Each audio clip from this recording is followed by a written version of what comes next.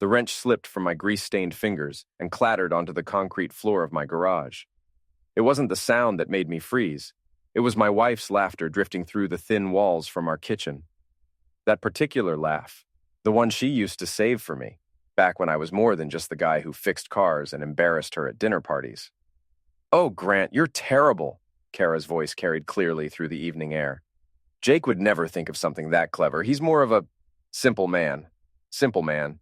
The words hit harder than the time Tommy Rodriguez sucker punched me in high school. I wiped my hands on my coveralls and crept closer to the window, hating myself for it but unable to stop. "Does he suspect anything?" That was a man's voice. Smooth, confident. The kind of voice that belonged to someone who'd never had motor oil under his fingernails. "Jake? God, no. He's too busy playing with his little cars to notice what's happening right under his nose. Besides, even if he did figure it out, what's he going to do? He's a mechanic, Grant. You're a successful entrepreneur. There's no competition." My hands clenched into fists. 22 years of marriage, and this was how she really saw me. Not as the man who'd worked double shifts to put her through law school. Not as the father who'd coached our kids' little league teams while she climbed the corporate ladder. Just some simple man playing with little cars. "The Hampton Inn tomorrow?" Grant's voice again. "Same time? Can't wait. Just thinking about it makes me—" I'd heard enough. More than enough. I stumbled backward, knocking over a toolbox. The crash echoed through the garage like a gunshot. "What was that?" Kara's voice sharpened.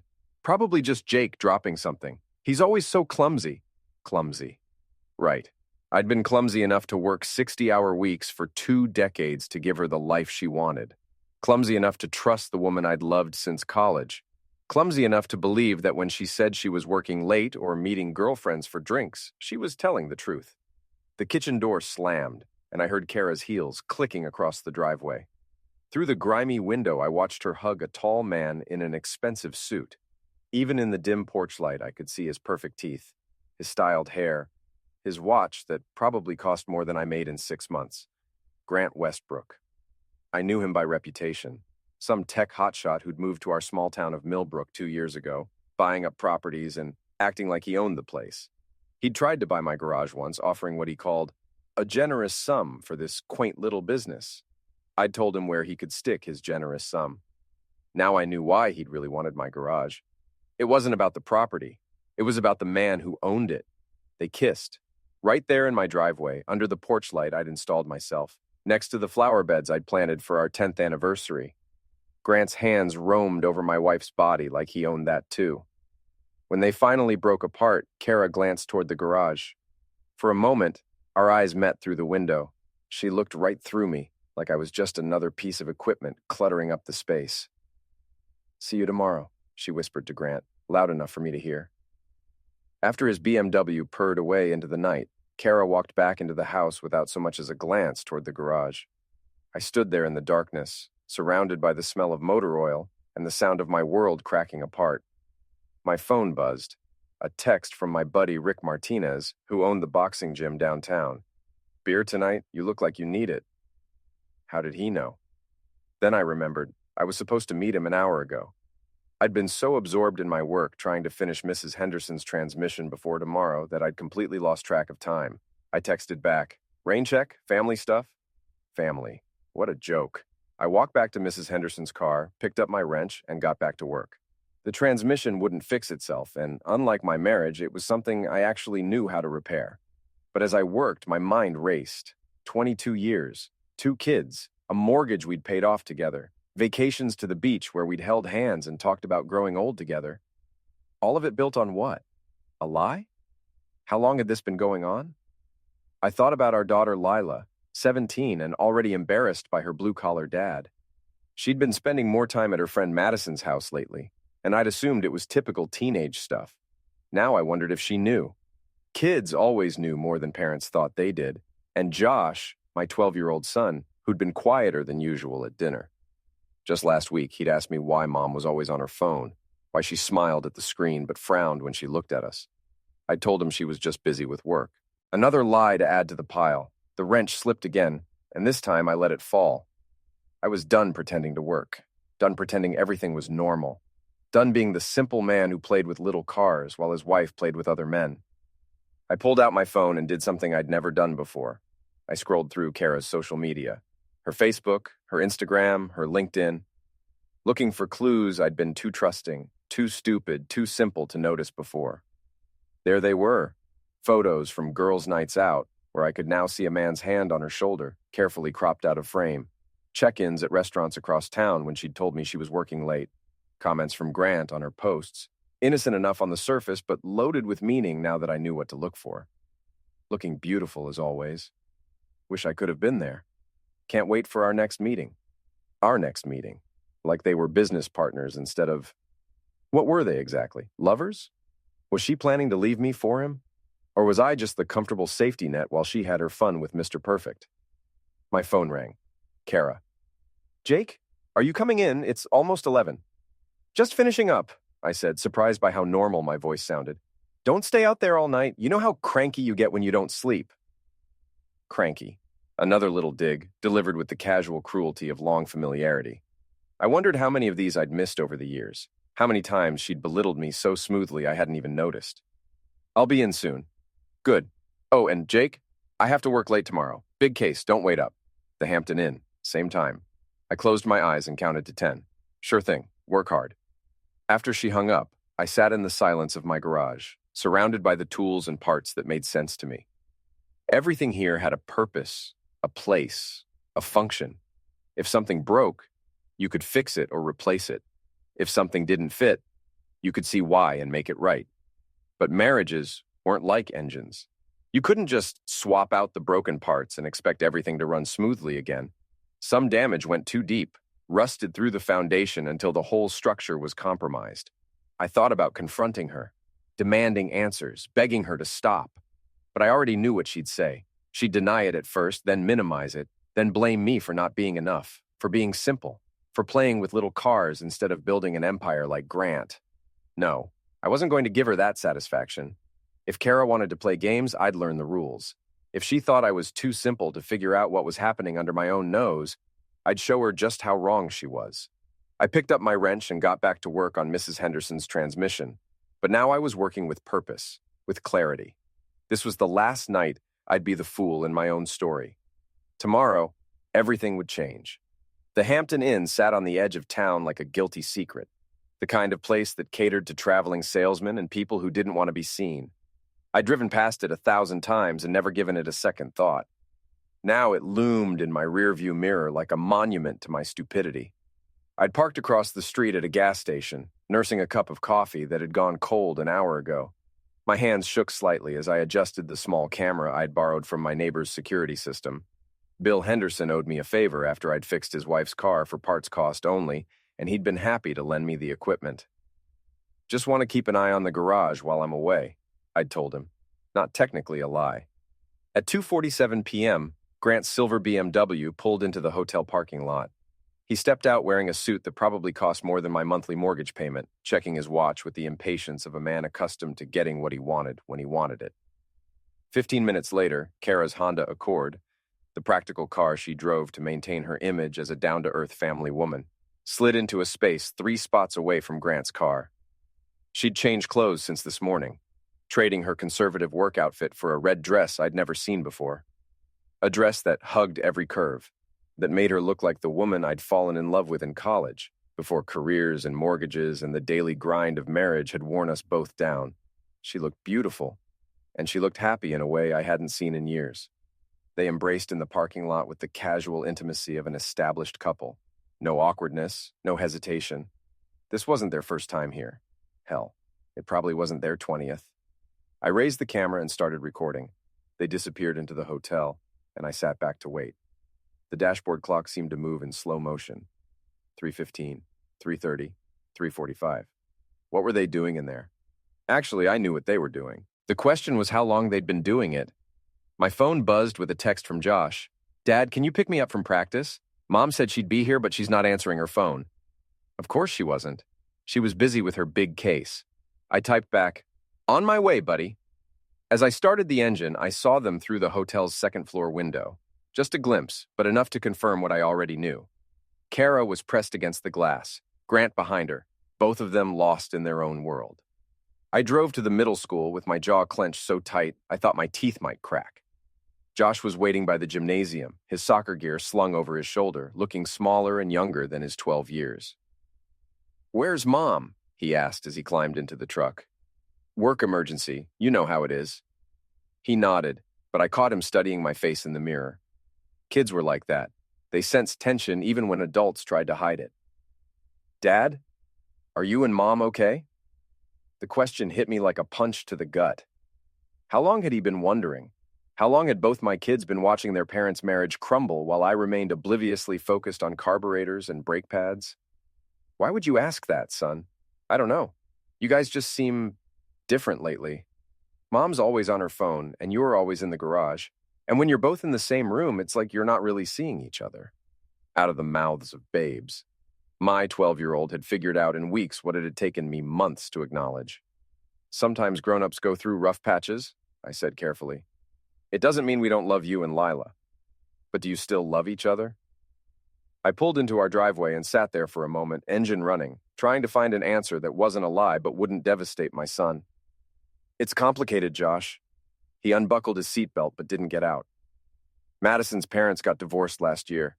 She said she could tell it was coming because they stopped talking to each other. They'd talk about her and her brother and about schedules and stuff, but they never just talked."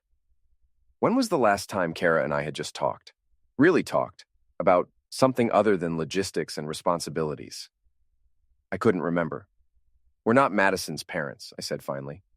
"I know, but Dad, if something happens, if you guys can't fix it, it's not because of me and Lila, right?" My heart broke a little more. "Oh, buddy, no.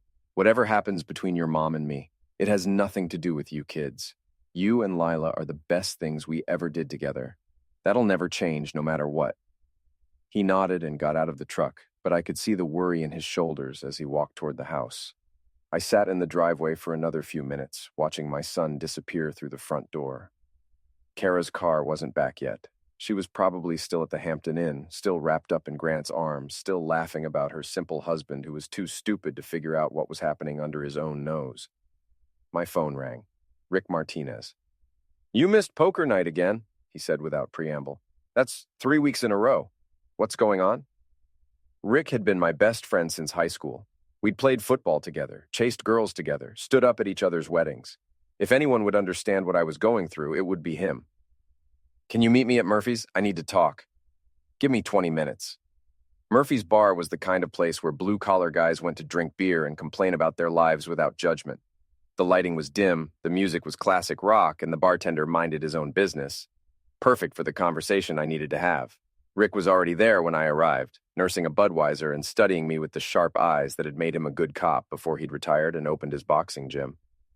"You look like hell," he said as I slid into the booth across from him. "Feel worse?" I ordered a beer and waited until the bartender was out of earshot. "Kara's having an affair." Rick didn't look surprised. He just nodded slowly and took another sip of his beer. "How long have you known?" I asked. "Suspected for a while. Confirmed it last week when I saw her at Chez Laurent with some guy in a fancy suit. They weren't discussing legal briefs, if you know what I mean." Chez Laurent was the most expensive restaurant in town. I'd taken Kara there for our 15th anniversary, and we'd split an entree because the prices were so outrageous. "Why didn't you tell me?" Rick shrugged. "Would you have believed me? Or would you have gotten pissed at me for suggesting your wife was cheating?" He was right. A week ago, I would have defended Kara's honor and probably punched my best friend for insulting her. Funny how quickly certainty could crumble. "Grant Westbrook," I said. "The tech guy." "Figures. Guy's been sniffing around town like he owns it. Heard he made a play for the mayor's wife too, but she shut him down." "So Kara was just available?" "Jake." Rick leaned forward, his voice gentle but firm. "This isn't about you not being good enough. This is about her making a choice, a bad choice. 22 years, Rick. 2 kids. I thought we were solid." "Maybe you were. Maybe she changed. Maybe she was never who you thought she was. Either way, you can't fix this by working harder or being a better husband. She broke the deal." I pulled out my phone and showed him the video I'd taken at the hotel. Rick watched without expression, then handed the phone back. "What are you going to do?" "I don't know. Part of me wants to confront her, demand answers. Part of me wants to pretend I never saw any of this. And the other part?" I thought about Josh's worried face, about Lila's increasing distance, about all the little comments and casual cruelties I'd been too blind to see as symptoms of a larger disease. The other part wants to burn it all down. Rick nodded approvingly. That's the part you should listen to. But be smart about it. You've got kids to think about, assets to protect. Don't let anger make you stupid. I'm not the angry type. You know that. No, you're the loyal type. The stand-by-your-woman type. The work harder and everything will be fine type. But sometimes loyalty is just another word for letting people walk all over you. He was right. I'd spent so many years being the steady, reliable husband that I'd forgotten how to be anything else. Even now, part of me was already making excuses for Kara, trying to find ways to blame myself for driving her into another man's arms. She thinks I'm simple, I said. Too dumb to figure out what's happening. Then prove her wrong, but do it smart. Document everything, protect yourself legally, and whatever you do, don't let her know you know until you're ready to make your move. I finished my beer and stood up. Thanks, Rick. I needed to hear that. You need anything at all. You call me, day or night. I drove home through the familiar streets of Millbrook, seeing them differently now.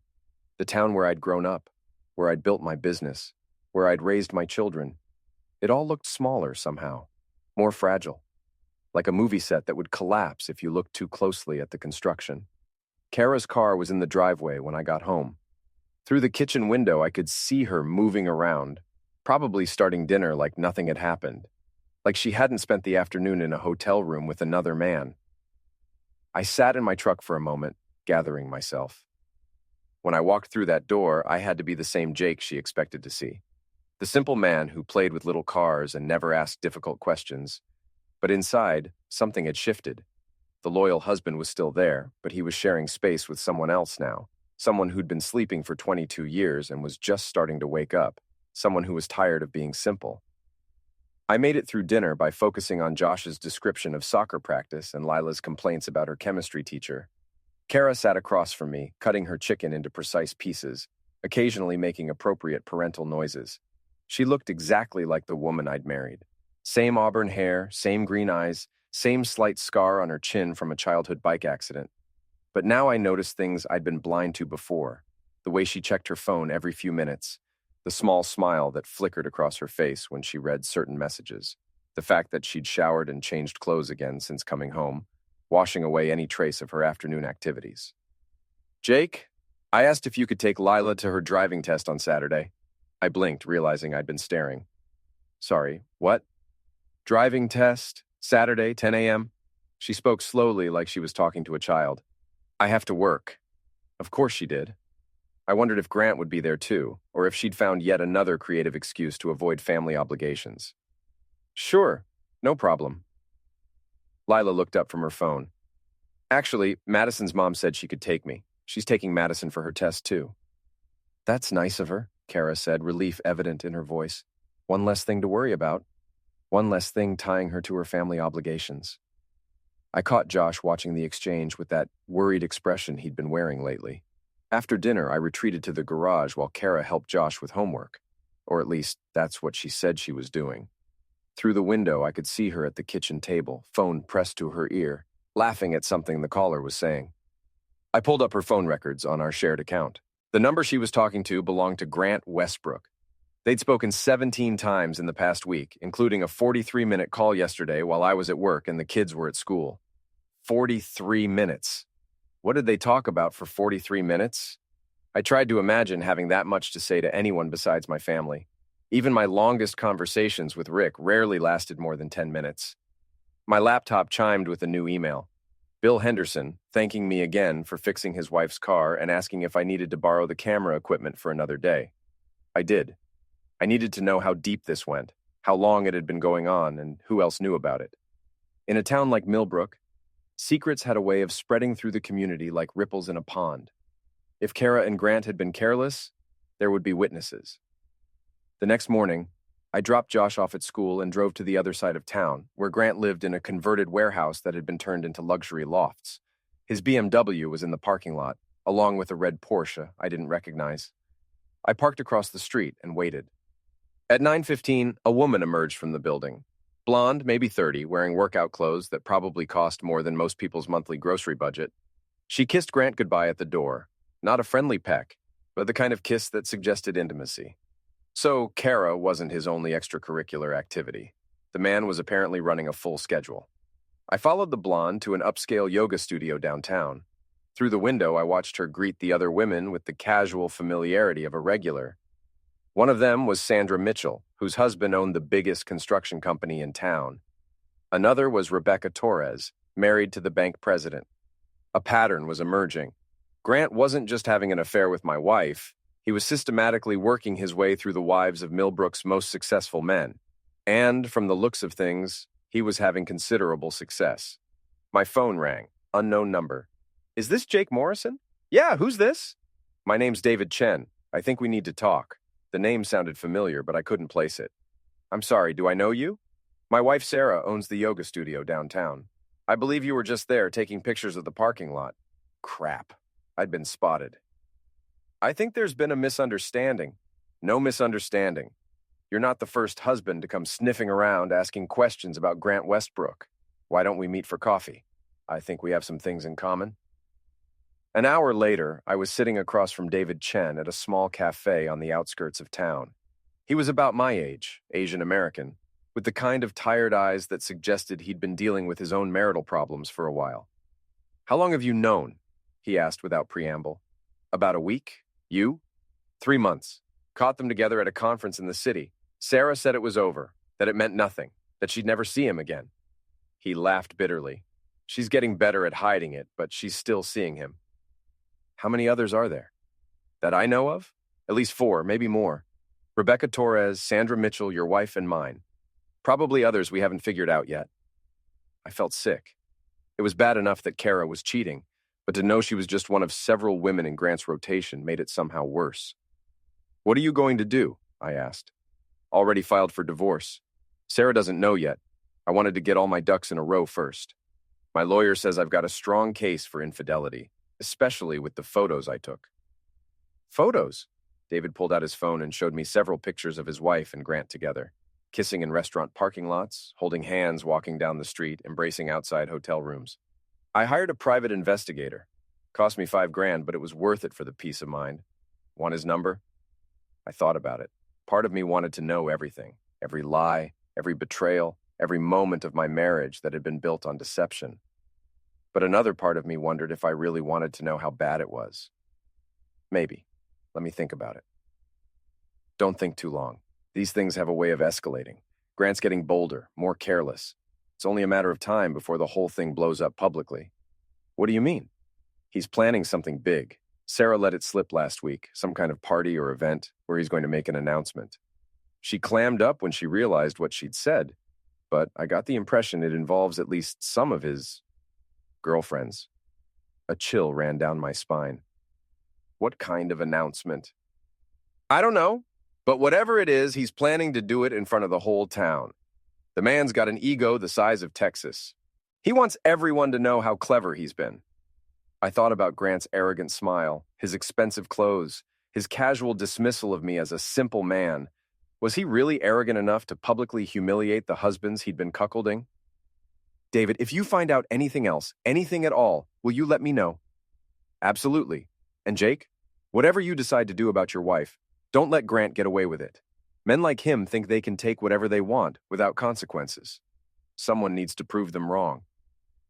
I drove home with my head spinning. 4 wives, maybe more. A public announcement. Grant's growing arrogance and carelessness. It felt like a powder keg waiting for a spark. That evening, Kara announced she'd be working late again. Big case? I asked mildly. The biggest. Could make or break my career. She wasn't wrong about that, though probably not in the way she meant. After she left, I sat down with Josh and Lila for what I realized might be one of our last normal family evenings. Dad? Lila looked up from her homework. Are you okay? You seem, I don't know, different. Different how? Sadder, I guess. Like you're thinking about something that makes you unhappy. Out of the mouths of babes again. My 17-year-old daughter had noticed what her mother had been too distracted to see. Just work stuff, I lied. Nothing for you to worry about. But as I tucked Josh into bed that night, he grabbed my arm. Dad, whatever happens, you're not going anywhere, right? You'll still be my dad? Forever and always, buddy. Nothing will ever change that. Promise? Promise. But as I made that promise, I realized I had no idea if I'd be able to keep it. I didn't know what Grant was planning, or how public Kara's betrayal was about to become, or how it would affect my children when the truth finally came out. All I knew was that the simple man who'd been content to fix cars and trust his wife was disappearing, replaced by someone harder and more calculating. Someone who was tired of being played for a fool. Someone who was ready to fight back. The call came at 6:30 a.m. on a Thursday. I was already up, drinking coffee in the kitchen while Kara showered upstairs, when my phone rang. Unknown number again. Jake Morrison? This is Detective Sarah Williams with the Millbrook Police Department. I need to speak with you about an incident involving your wife. My blood turned to ice. What kind of incident? Is she hurt? She's fine, sir. But there was an altercation last night at the Hampton Inn. Your wife was present, along with several other individuals. We'd like to ask you some questions. I glanced toward the stairs. The shower was still running. I'll be right there. Actually, sir, we prefer to come to you. Are you available this morning? 20 minutes later, Detective Williams sat in my living room. A small woman with sharp eyes and graying hair pulled back in a tight bun. She reminded me of my third-grade teacher, the kind of person who missed nothing and forgot even less. Mr. Morrison, were you aware that your wife has been frequenting the Hampton Inn? There was no point in lying. Yes. And were you aware of her relationship with Grant Westbrook? Yes. She made a note in her pad. How long have you known? About 2 weeks. Have you confronted either of them about this relationship? No. Why not? I thought about how to answer that. Because I was a coward? Because I'd been hoping it would just go away? Because I'd been trying to figure out the best way to protect my children? I was gathering information before deciding how to proceed. I see. Mr. Morrison, last night there was a fight at the Hampton Inn. Grant Westbrook was assaulted by David Chen, whose wife was also present. During the altercation, several windows were broken and hotel property was damaged. Your wife was present during this incident. David Chen, the man I'd had coffee with just a few days ago. Apparently, he'd decided not to wait for his divorce proceedings to confront Grant. Was anyone hurt? Mr. Westbrook sustained minor injuries. Mr. Chen was arrested for assault and property damage. Your wife and the other women present were questioned and released. Other women? 3 additional women were present, all married. I assume you can guess why. So it had all come out. Grant's entire operation exposed in one messy public confrontation at a cheap hotel. I almost felt sorry for the bastard. Almost. Where's my wife now?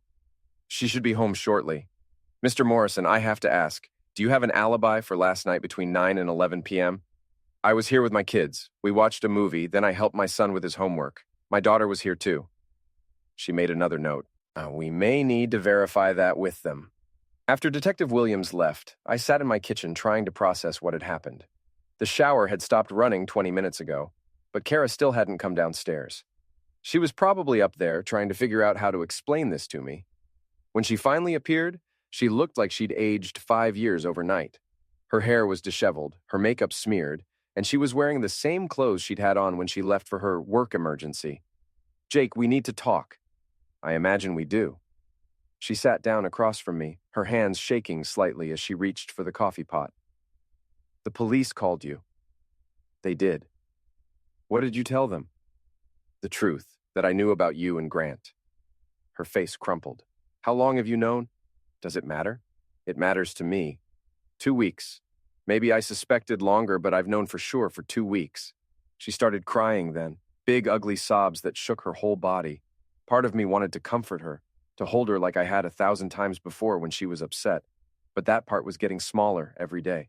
I'm sorry, she whispered. I'm so sorry, Jake. It wasn't supposed to happen like this. How was it supposed to happen? I don't know. I thought I could figure it out without hurting anyone. Without hurting anyone? Kara, you've been lying to me for months. You've been lying to our children. You've been sneaking around with a man who's apparently been sleeping with half the wives in town. Her head snapped up. What do you mean, half the wives in town? I told her about my conversation with David Chen, about the other women, about Grant's apparent hobby of seducing married women. With each detail, she looked more horrified. I thought it was special.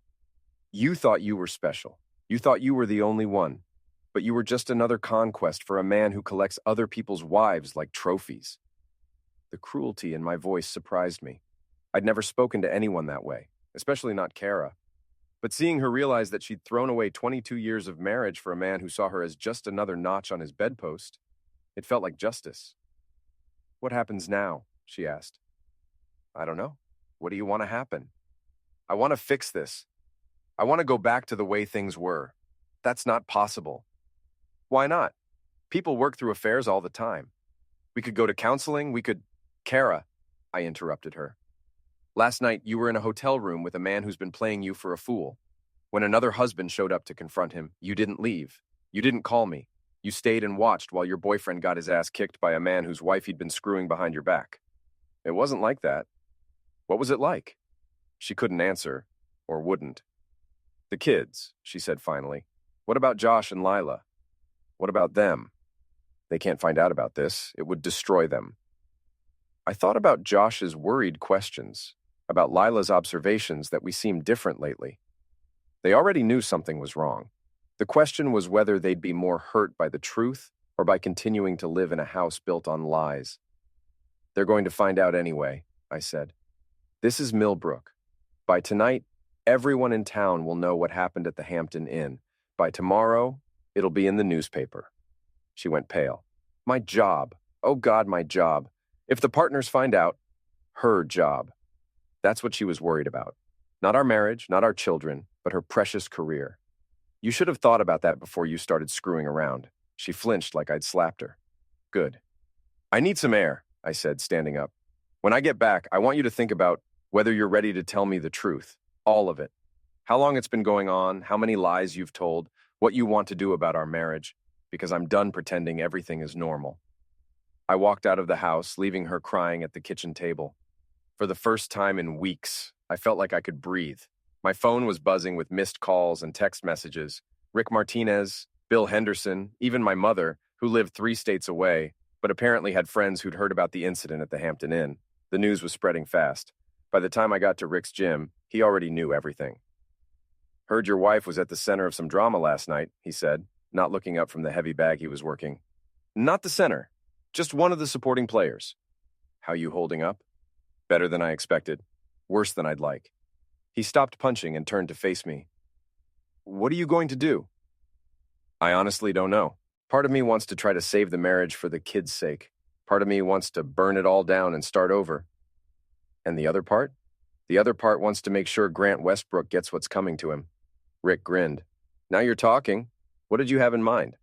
I thought about Grant's arrogance, his assumption that he could take whatever he wanted without consequences. I thought about the other husbands he'd humiliated, the families he'd destroyed, the casual cruelty with which he'd treated people he saw as beneath him. I'm not sure yet, but David Chen had the right idea, even if his execution was sloppy. "Revenge is a dish best served cold," Rick said, "and you, my friend, have had plenty of time to let it chill." He was right. While Grant had been playing his games and my wife had been lying to my face, I'd been watching, learning, planning. I knew things about both of them that they didn't know I knew, and I was just getting started. The town meeting was scheduled for 7 p.m. on a Friday night at the community center. I'd been to dozens of these over the years. Budget discussions, zoning disputes, the occasional heated debate about snow removal or street repairs. Usually maybe 30 people showed up, mostly retirees and local business owners with specific concerns. Tonight, the parking lot was full. I sat in the back row, watching as what seemed like half the town filed in. David Chen was there, looking grim but determined. Several of the wives from Grant's collection sat scattered throughout the room, most of them avoiding eye contact with anyone. Their husbands sat nearby, some angry, some resigned, all of them dealing with their own versions of the humiliation I'd been living with. Kara was at home with the kids. We'd had another conversation that morning, if you could call it a conversation. Mostly, it had been her apologizing and me trying to figure out if I believed anything she said anymore. She'd told me the affair had been going on for 6 months. She'd told me it was over. She'd told me she loved me and wanted to save our marriage. I'd told her I'd think about it. But sitting in that community center, surrounded by other men whose wives had been seduced by the same predator, I realized I'd already made my decision. Some things couldn't be forgiven. Some betrayals cut too deep to heal. "Ladies and gentlemen, Mayor Patricia Hoffman called the meeting to order. We have several items on tonight's agenda, but first, I believe Mr. Grant Westbrook has requested time to address the community. A murmur ran through the crowd. Grant stood up from his seat in the front row, looking as polished and confident as ever despite the small bandage over his left eye, a souvenir from his encounter with David Chen. Thank you, Mayor Hoffman. Citizens of Millbrook, I've lived in your community for 2 years now, and I've come to love this town and its people. He paused, letting his eyes sweep over the crowd. When his gaze passed over me, I saw a flicker of recognition and something else. Amusement? Did he think this was all some kind of game? I've invested heavily in Millbrook's future. I've created jobs, supported local businesses, and tried to be a positive force in the community. But recently, I've been the target of malicious rumors and even physical violence. More murmurs. David Chen shifted in his seat but didn't speak. These attacks on my character stem from jealousy and small-town narrow-mindedness. Yes, I've developed friendships with several women in town. Yes, some of these friendships have become intimate, but I make no apologies for connecting with people who share my vision for what Millbrook could become. The audacity was breathtaking. He was actually trying to frame his systematic seduction of married women as some kind of progressive social movement. The men who've attacked me, both verbally and physically, represent the old Millbrook. The small-minded, possessive, backwards-thinking Millbrook that's been holding this town back for decades. That did it. David Chen stood up. "You son of a bitch," he said, his voice carrying clearly through the room. "You destroyed my marriage. You destroyed these people's families, and now you're trying to make it sound like some kind of public service?" "Mr. Chen," Grant replied smoothly, "your marriage was already broken. I simply provided your wife with the companionship and intellectual stimulation she wasn't getting at home." The room erupted. 3 more husbands stood up, shouting at Grant. Their wives looked like they wanted to disappear through the floor. Mayor Hoffman banged her gavel frantically, trying to restore order. But Grant wasn't done. "I'm announcing tonight that I'm running for mayor in the next election. Millbrook needs leadership that isn't afraid of change, that isn't threatened by success, that isn't trapped in the petty jealousies and outdated moral codes of the past." The man was actually using his affairs as a campaign platform. The sheer arrogance of it left me speechless. "Furthermore," he continued, raising his voice over the shouting, "I'm pleased to announce that several prominent women in the community have agreed to serve as advisors on my campaign. Women who understand that Millbrook's future lies in embracing progress, not clinging to the past." He gestured toward the scattered wives, several of whom looked horrified to be included in his announcement. That's when I stood up. The room gradually quieted as people noticed me. I wasn't a public speaker, never had been. I was the guy who fixed cars and kept his mouth shut. But something about Grant's smug confidence, his casual destruction of families, his assumption that he could take whatever he wanted without consequences, had finally pushed me past my breaking point. "Grant," I said, my voice carrying clearly in the sudden silence, "I'm Jake Morrison. You might remember me. I'm one of those small-minded, backwards-thinking men you were talking about. My wife is one of your advisors." He turned to face me, and I saw something flicker in his eyes. Not fear, exactly, but uncertainty. "I've been listening to your speech, and I have to admit I'm impressed. It takes real talent to sleep with half the wives in town and then try to spin it as a political platform." A few people laughed nervously. Grant's confident smile faltered slightly. "But here's the thing about us backwards-thinking men," I continued. "We believe in consequences. We believe that when you break something, you should pay for it. And we believe that when someone hurts our families, we hurt them back." The room was dead silent now. Even Mayor Hoffman had stopped banging her gavel. "So here's my announcement, Grant. You want to run for mayor? Go ahead. But you're going to do it while everyone in town knows exactly what kind of man you are." I pulled out a manila folder I'd been carrying and held it up. "This contains copies of hotel receipts, phone records, photographs, and witness statements documenting your affairs with at least 6 married women in this town. It also contains evidence of the lies you told to seduce these women, the promises you made and broke, and the families you destroyed for your own entertainment." Grant's face had gone pale. "You can't—" "I can and I am. I'm giving copies of this file to the newspaper, to the police, and to anyone else who's interested. Because unlike you, I believe the people of Millbrook deserve to know the truth about the man who wants to lead them." I walked down the aisle toward the front of the room, my folder in hand. Grant stepped back as I approached, and I saw real fear in his eyes for the first time. "You called me simple," I said quietly, so only he could hear. You called me backwards. You thought I was too stupid to figure out what you were doing to my family. I handed the folder to Mayor Hoffman, then turned back to Grant. You were wrong. The room exploded into chaos as I walked out. Behind me, I could hear Grant trying to explain, trying to spin, trying to maintain control of a situation that had just slipped completely out of his hands. But I was done listening to him. I was done being the victim in my own story. Outside in the parking lot, my phone was already buzzing with calls and messages. Rick Martinez was waiting by my truck, grinning like a proud father. That, he said, was beautiful. It's not over yet, I replied. What's next? I thought about Kara, sitting at home, probably watching the news coverage of the town meeting. I thought about my children, who would have to deal with the fallout from their mother's choices and their father's revenge. I thought about the life I'd built in Millbrook, and whether any of it could be salvaged. Now I go home and tell my kids the truth, I said, and then I figure out what comes next. As I drove through the familiar streets of Millbrook, I realized something had changed. For weeks, I'd felt like a stranger in my own life, watching from the outside as my world crumbled. But tonight, for the first time since discovering Kara's betrayal, I felt like myself again. Not the simple man who fixed cars and trusted blindly. Not the victim who suffered in silence. But someone new. Someone who'd learned that sometimes the only way to stop being a victim was to fight back. Someone who discovered that revenge, served properly, was indeed a dish best served cold. The story hit the front page of the Millbrook Gazette on Saturday morning.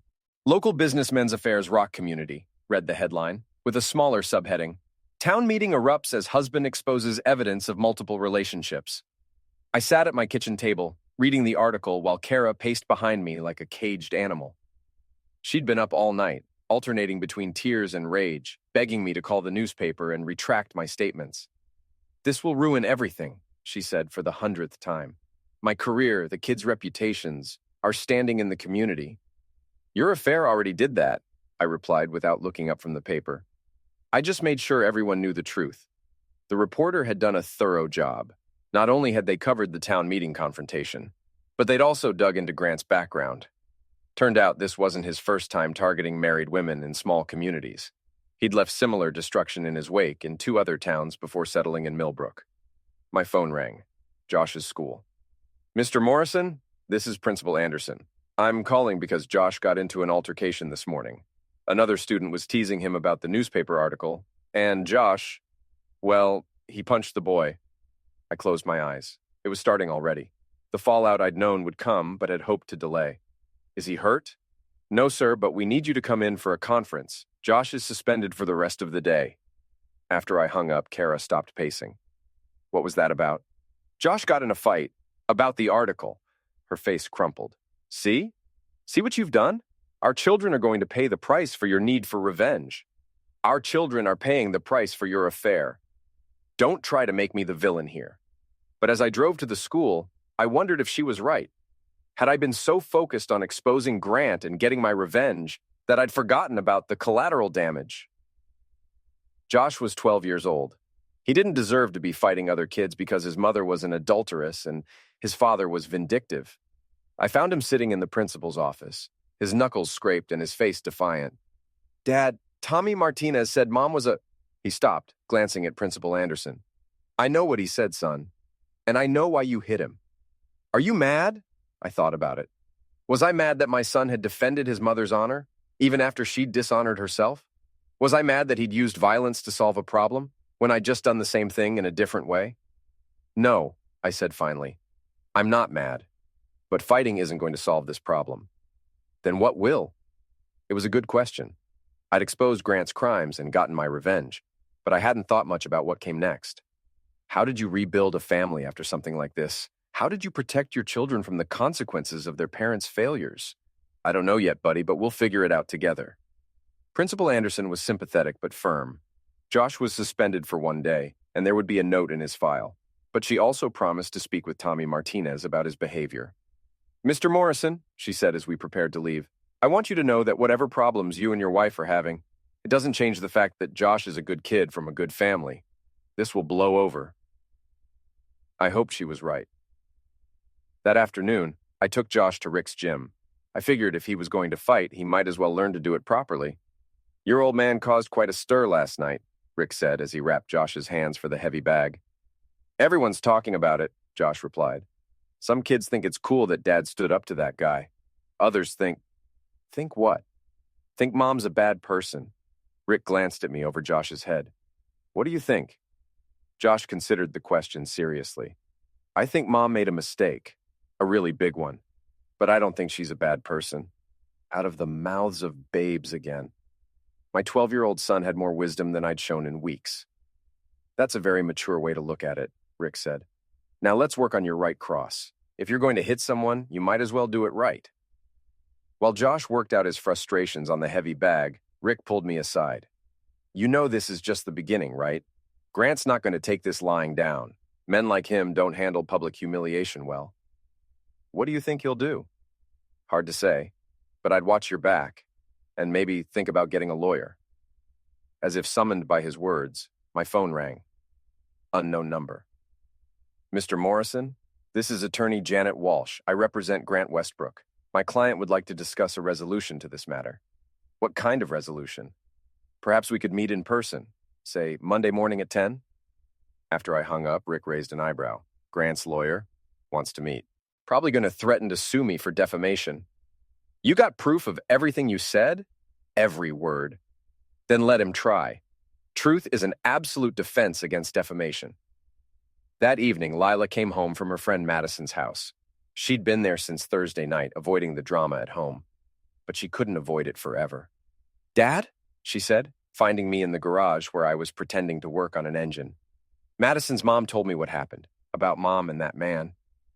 I put down my wrench and turned to face my 17-year-old daughter. She looked older than her years, like she'd aged a decade in the past few days. I'm sorry you had to find out that way. Were you ever going to tell us? I was trying to figure out how. She nodded, accepting that. Are you and Mom getting divorced? I don't know yet. Maybe. Good. The word hung in the air between us. Lila, Dad, I've known something was wrong for months. Mom's been different, distant, always on her phone, always making excuses to go out. I thought maybe she was having some kind of midlife crisis, but I never thought. She trailed off, shaking her head. I'm not defending what she did, she continued. But what you did at that town meeting, Dad, that was brutal. She deserved it. Maybe. But did Josh deserve to get in a fight at school? Did I deserve to have my friends' parents whispering about our family? Did we deserve to have our private business splashed across the front page of the newspaper? I didn't have a good answer for that. In my anger and hurt, I'd focused on hurting Grant and Kara. I hadn't thought enough about how it would affect Josh and Lila. You're right, I said finally. I should have handled it differently. No, you shouldn't have. Her response surprised me. Mom broke our family. That man helped her do it. They both deserved what you did to them. I wish there had been a way to protect Josh and me from the fallout. I'm sorry. Don't be sorry. Be better. Whatever happens next, whatever you decide about Mom, just be better than you were last night. She left me alone in the garage with my thoughts and my guilt. My daughter was right. I needed to be better. Not just for her and Josh, but for myself. The simple man who'd trusted blindly was gone, probably forever. The angry man who'd sought public revenge had served his purpose. But what came next? What kind of man did I want to be in the aftermath of my marriage's destruction? I thought about Grant's lawyer, about whatever threats or offers were coming on Monday. I thought about Kara upstairs in our bedroom, probably crying into her pillow. I thought about my children, trying to navigate the wreckage of their parents' failures. And I realized that the hardest part wasn't behind me. It was just beginning. Attorney Janet Walsh was everything I'd expected. Expensive suit, cold handshake, the kind of smile that never reached her eyes. We met at her office downtown, a sleek space with floor-to-ceiling windows and furniture that probably cost more than my annual income. Grant was already there when I arrived, looking less polished than usual. The confident swagger was gone, replaced by something harder and more desperate. Mr. Morrison, Walsh began, my client is prepared to make you a very generous offer to resolve the situation quietly.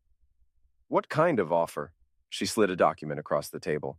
Mr. Westbrook is willing to pay you $250,000 in exchange for a public retraction of your statements and a signed non-disclosure agreement.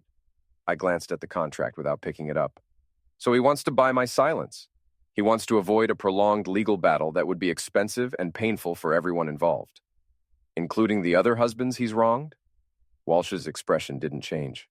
Mr. Westbrook's relationships with other individuals are not part of this discussion.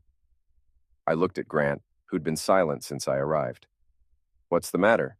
Cat got your tongue? He leaned forward, and I saw a flash of the old arrogance. You think you've won something, don't you? Destroyed my reputation, humiliated me in front of the whole town? But what did you really accomplish? Your wife still cheated on you. Your marriage is still over. Your kids are still going to grow up in a broken home. At least they'll grow up knowing their father fought back instead of rolling over. Your father's a fool, Grant said, his mask finally slipping. You could have handled this quietly, gotten your divorce, moved on with your life. Instead, you've turned it into a public circus that's going to follow your children for years. He wasn't wrong, and that knowledge stung. But I wasn't about to give him the satisfaction of admitting it. Here's my counteroffer, I said, standing up. You leave town, today. You drop your mayoral campaign, you sell your properties, and you disappear from Millbrook forever. In exchange, I won't press charges for the harassment and intimidation you've been subjecting me and my family to since the town meeting. Walsh raised an eyebrow. What harassment? I pulled out my phone and showed her the photos I'd taken. Someone's been vandalizing my garage. Someone's been following my children. Someone's been making threatening phone calls to my house at all hours of the night. It was all true. Since Friday night, Grant had been waging a campaign of petty harassment, probably hoping to pressure me into backing down. You can't prove my client was involved in any of that, Walsh said. Maybe not in court, but I don't need to prove it in court. I just need to mention it to the newspaper. Local businessmen accused of harassment campaign against victim's family. How do you think that'll play? Grant's face flushed red. You son of a bitch. Careful. Your lawyer's recording this conversation, remember? Walsh shot Grant a warning look. Perhaps we should take a recess to discuss. No need, I interrupted. I'm not interested in your money, and I'm not interested in keeping quiet. Your client destroyed my marriage and hurt my children. Now he gets to live with the consequences. I headed for the door, then turned back. Oh, and Grant, if anything happens to my family, anything at all, I'll assume it was you, and next time I won't be content with just embarrassing you in public. The threat hung in the air as I left. I probably shouldn't have made it, but seeing Grant's smug face across that conference table had brought back all the anger I'd been trying to control. Outside the law office, my phone was buzzing with missed calls. 3 from Kara, 2 from the school, 1 from Rick. I called the school first. Mr. Morrison, this is Principal Anderson. I'm afraid there's been another incident with Josh. My heart sank. What happened? He got into another fight, this time with 3 older boys who were teasing him about the newspaper article. Josh, well, he held his own, but he's pretty banged up. I found Josh in the nurse's office with a black eye and a split lip, but he was sitting up straight and didn't look defeated. How many of them? I asked. 3 8th graders, but I got Tommy Martinez pretty good before his friends jumped in. Despite everything, I felt a surge of pride. My son had been outnumbered, but he'd stood his ground. Josh, Principal Anderson said, fighting isn't the answer to this problem. Then what is? Josh asked, echoing the question he'd asked me the day before. Everyone's talking about our family. Everyone's saying things about Mom. Am I supposed to just let them? I looked at my son, really looked at him. 12 years old, trying to defend his family's honor with his fists because he didn't know any other way. Just like his father had done, in a different arena. No, I said finally. You're not supposed to just let them, but there are better ways to fight back than using your fists. Like what you did at the town meeting? Like what I should have done from the beginning. Sometimes the best way to fight back is to be better than the people who hurt you. On the drive home, Josh was quiet for a long time. Finally, he said, Dad, are you and Mom going to get divorced? Probably. Will I still get to see her? Of course. Whatever happens between your mom and me, she'll always be your mother. What about you? Will you stay in Millbrook? I'd been wondering the same thing. Could I rebuild my life in a town where everyone knew my business? Where my children would always be those kids whose parents had the messy divorce? I don't know yet, buddy. Would you want to move somewhere else? Maybe. Somewhere nobody knows about all this. That evening, after Josh and Lila were in bed, Kara and I finally had the conversation we'd been avoiding. I'm filing for divorce, I told her. She nodded like she'd been expecting it. I know. I'll be fair about custody and support. Whatever problems we have, the kids come first. Thank you. We sat in silence for a while, 22 years of marriage reduced to logistics and legal arrangements. Jake, she said finally, I know you'll never forgive me, but I need you to know. I never meant for it to go this far. I never meant to hurt you or the kids. But you did.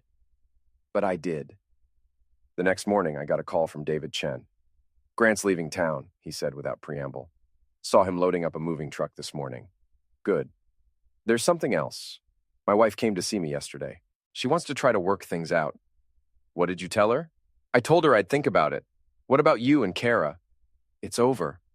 I'm sorry. Don't be. Some things can't be fixed. After I hung up, I realized I felt lighter than I had in weeks. The anger was still there, probably always would be, but it wasn't consuming me anymore. I'd made my choices, lived with the consequences, and come out the other side, not unchanged. I'd never be the simple, trusting man I'd been before. But maybe that wasn't such a bad thing. Maybe the man I was becoming was stronger, wiser, more capable of protecting the people he loved. I walked out to my garage where Mrs. Henderson's transmission was still waiting for me to finish the job I'd started weeks ago. But now, for the first time since this whole mess began, I felt ready to get back to work, ready to start building whatever came next.